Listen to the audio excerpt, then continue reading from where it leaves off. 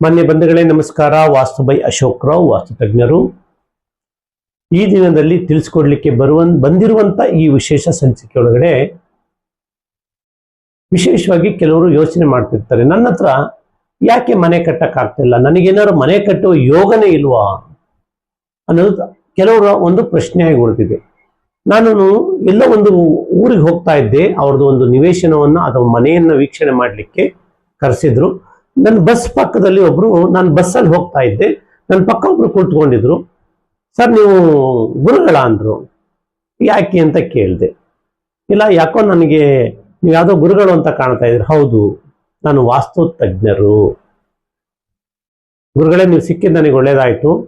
ನನ್ನ ಹತ್ರ 30-35 ಲಕ್ಷ ದುಡ್ಡು ಇದೆ, ಸೈಟು ಇದೆ, ಮನೆ ಕಟ್ಟಕ್ ಆಗ್ತಾ ಇಲ್ಲ, ಏನ್ ಮಾಡ್ಬೇಕು ಅಂದ್ರೆ ಆ ವ್ಯಕ್ತಿಯ ಥಾಟ್ಸ್ ಹೆಂಗಿದೆ ನೋಡಿ.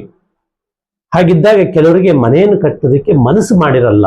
ನೀವು ಯಾವುದೇ ಒಂದು ವಿಚಾರಕ್ಕಾಗ್ಲಿ ನಿಮ್ಮ ಮನಸ್ಸನ್ನ ಅರ್ಥ ಮಾಡ್ಬೇಕಂದ್ರೆ ಶಾರ್ಪ್ ಮಾಡಬೇಕು. ಮನೆ ಕಟ್ಟಬೇಕು ಅಂತ ನಿಮ್ಮ ಮನಸ್ಸಲ್ಲಿ ಅಂದ್ಕೊಂಡ್ರೆ ಅದನ್ನ ಶಾರ್ಪ್, ಎವ್ರಿ ಡೇ ಶಾರ್ಪ್ ಮಾಡಬೇಕು. ಹೇಗೆ ನಾವು ಚಾಕನ್ನ ಶಾರ್ಪ್ ಮಾಡ್ತೀವಲ್ಲ ಹಾಗೆ ಮಾಡಿದಾಗ ಆಗುತ್ತೆ. ಯಾಕೆಂದ್ರೆ ಯಾವುದೇ ಒಬ್ಬ, ಇವತ್ತು ನನ್ನ ಮನೆಯನ್ನ ನಾನು ವಾಸ ಮಾಡಬೇಕಾದ್ರೆ ನನ್ನ ಹತ್ರ ಹಣಕಾಸಿಂದು ಕಷ್ಟ ಇದ್ದಾಗ ನನಗೆ ಗೊತ್ತಾಯ್ತು, ನಾನು ಎವ್ರಿ ಡೇ ಕನಸು ಕಾಣ್ತಾ ಇದ್ದೆ ಇಷ್ಟು ಮನೇನ. ಯಾಕೆಂದ್ರೆ ರಾತ್ರಿ, ಮಧ್ಯರಾತ್ರಿ ಅಂತಂದ್ರೆ ಸಾಮಾನ್ಯವಾಗಿ ನಾನು 11 ಗಂಟೆಗೆ ನಾನು ಆಫೀಸಿಂದ ಬಂದ್ರೆ ಬರ್ತಾ ಇದ್ದಿದ್ದು, ನಾನು 11 ಗಂಟೆ ಆಗ್ತಾ ಇತ್ತು ನೈಟು.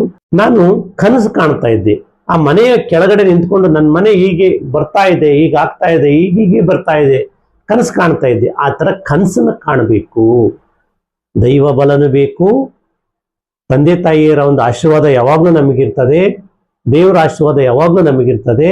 ಬಟ್ ನಮ್ಮ ಯೋಚನಾ ಶಕ್ತಿ ಇಲ್ಲ ಅಂದಾಗ ಕಷ್ಟ ಆಗುತ್ತೆ ಅಂತ ಹೇಳ್ತಾ, ಇಂಥ ಒಂದು ನಮ್ಮ ಸಂಚಿಕೆಯನ್ನು ನೋಡಿ ನಿಮಗೆ ಮನೋಬಲ ಕಡಿಮೆ ಇದ್ದಾಗ ಆ ಮನೋಬಲ ತುಂಬುವಂತ ಒಂದು ಕೆಲಸವನ್ನು ನಾನು ಮಾಡ್ತೀನಿ ಅಂತ ಹೇಳ್ತಾ ಎಲ್ಲರಿಗೂ ನಮಸ್ಕಾರ, ಧನ್ಯವಾದ.